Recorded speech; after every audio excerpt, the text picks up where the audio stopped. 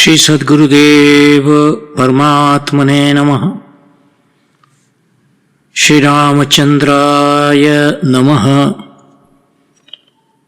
गुरुदेव कहते हैं, कर्तापन का अहम गया तो संसार खत्म।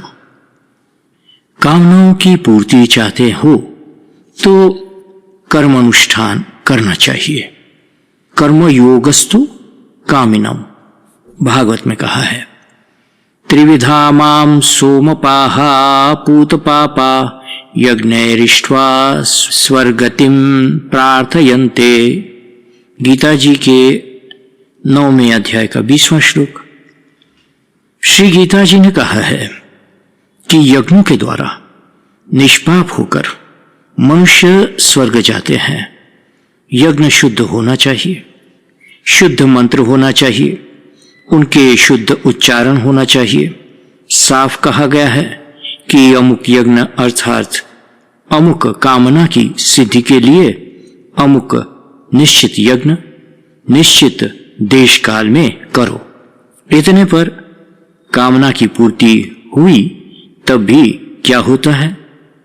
क्षीणे पुण्य मर्त्यलोकम विशन्ति, अर्थात उस पुण्य का क्षय हो जाने पर इस मृत्युलोक में लौट आते हैं। सकाम कर्म करने वालों को इच्छित स्त्री पुत्र धन आदि अथवा स्वर्ग आदि का सुख मिलते हैं। अब सकाम कर्मों का फल तो दे दिया, फिर भगवान को उनके लिए कृपा करने जैसा कुछ रहता नहीं है। पुण्य कर्मों के फल भोगे और भोग लेने पर उसका 17 तत्व का वासना लिंग आकाश में मिलता है, वहां से वायु में मिलकर तेज में मिलता है, वहां से मेघ मंडल में मिलता है, वहां से वृष्टि के बूंदों में मिलकर पृथ्वी पर पड़ता है, कहीं खेत में बोए हुए अन्न में मिलता है। उस अन्न पुरुष खाता है, जीवता है, वह पुरुष भावी पिता होता है। वही पुरुष के शरीर के नेत्र में से तेज का भाग, जीभ में से, नाक में से जल का तथा पृथ्वी का भाग इत्यादि मिलकर वीर्य उत्पन्न होता है। यही वीर्य से गर्भाधान होकर 9-10 महीने में बालक जन्म लेता है। ये चक्र बड़ा जटिल है। निष्कर्ष की कर्मानुष्ठान का प्रयोजन है अंतःकरण की शुद्धि हो, कर्तव्य का पालन, शुभ कर्म का ही अनुष्ठान, सत्कर्म आदि सद्भावनाओं को पुष्ट करते हैं। कर्म, ज्ञान या भक्ति ये 3 अलग मार्ग नहीं है, अपितु लक्ष्य पूर्ति के लिए अनिवार्य और अविभाज्य ऐसा पूरा साधन मार्ग ही है। कर्म भी करना ही पड़ता है, ज्ञान भी होना चाहिए, फिर अनुष्ठान की लगन के बिना सब कर्म व ज्ञान ऐसा ही धरा धरा रह रहेगा ना। सकाम अनुष्ठान से परम कल्याण नहीं होता। जप तप करके स्वर्ग कमाना ये है काम मजदूरों का। जितने भी सकाम कर्म है सब अपारमार्थिक है, इसलिए अत्यांतिक श्रेयार्थी स्वर्ग आदि सबको भी नश्वर मानता है। जो कर्म मोक्ष के परांगमुख फलदायी होते हैं उन कर्मों का अनुष्ठान श्रेयार्थी लोग करते नहीं है। तब फिर सभी स्तुति व्रत आदि के अंत में उसके फल का कथन आता है, उसमें तो नश्वर सुख के फल का कहा होता है। सकाम जपताम पुंसाम तावान मात्र फलम भवेत्, निष्काम जपताम पुंसा मानत्यायोपकल्प्यते। अत्यांतिक श्रेयार्थी तो अपवर्ग सुख को ही निसीम अनंत मानता है। कहता है ये प्रमाण घटाघोष सर्वज्ञता है। निष्काम कर्म योग के अनुष्ठान से मल दोष मिटता है। अनुराग पूर्ण उपासना से विक्षेप दोष निवृत्त होता है।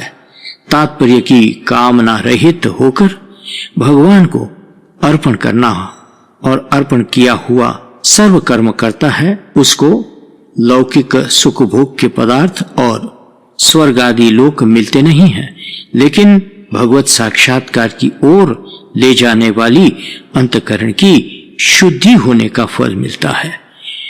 कर्म जड़ है, चेतन प्रेरित है। ईश्वर सबके भीतर विराजमान है। हर एक कर्म करते समय कर्म की योग्यता के बारे में वही ईश्वर भीतर में बोलता है।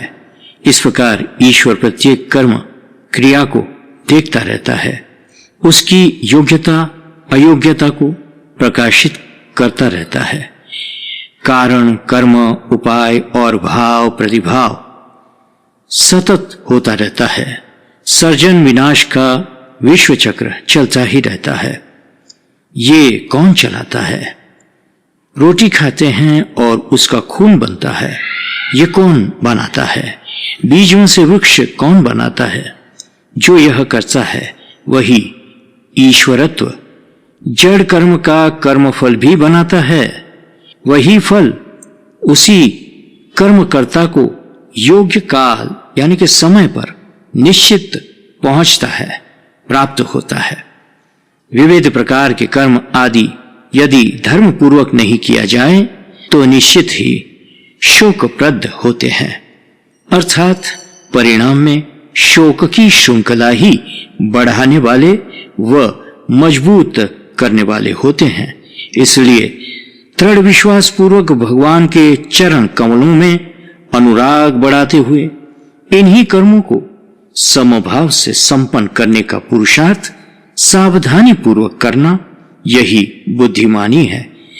नर विविध कर्म अधर्म बहुमत शोक प्रद सब त्यागहु। विश्वास करि कह दास तुलसी राम पद अनुरागहु। कर्म श्रृंखला बहुत ही जटिल है। एक किए हो दूसरो बहुरी तीसरो अंग। तुलसी कबहु नान से अतिशय कर्म तरंग। करत हूँ सुकृत न पाप सिराही। रक्त बीज जिमी बाढ़त जाही। हरति एक अग असुर जालिका। तुलसीदास प्रभु कृपा कालिका। मम दर्शन फल परम अनुपा। जीव पाव निज सहज स्वरूपा। श्रद्धावान शिष्य ही गुरुदेव से ज्ञान प्राप्त कर सकता है, जिस ज्ञान के द्वारा शीघ्र ही कर्मजाल को भस्म करने वाली शक्ति को प्राप्त किया जा सकता है। शांति यानी समत्व। श्रद्धावान लभते ज्ञानम तत्परः संयतेन्द्रियः। ज्ञानम लब्ध्वा पराम शांति मचिरेणादि गच्छति। गीता अध्याय 4 39वां श्लोक। कोटि विप्र बदलागहि जाहु। आय सरन तजहु नहीं ताहु। सन्मुख होई जीव मोहि जबहि।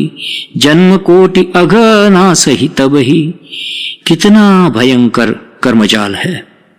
करोड़ों ब्रह्म हत्याओं के भी जिसको दग्ध कर रही है कि उसके कर्मजाल को भी जीव के शरणागत होते ही भगवान उसी समय भस्म कर सकते हैं।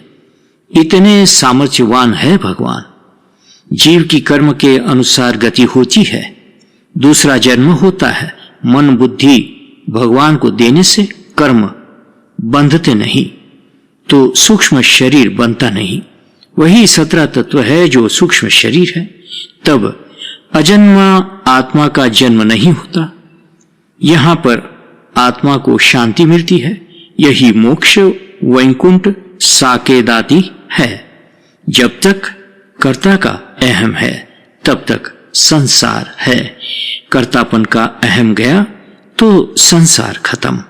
कर्तृत्व भोक्तृत्व अहम कैसे छूटे?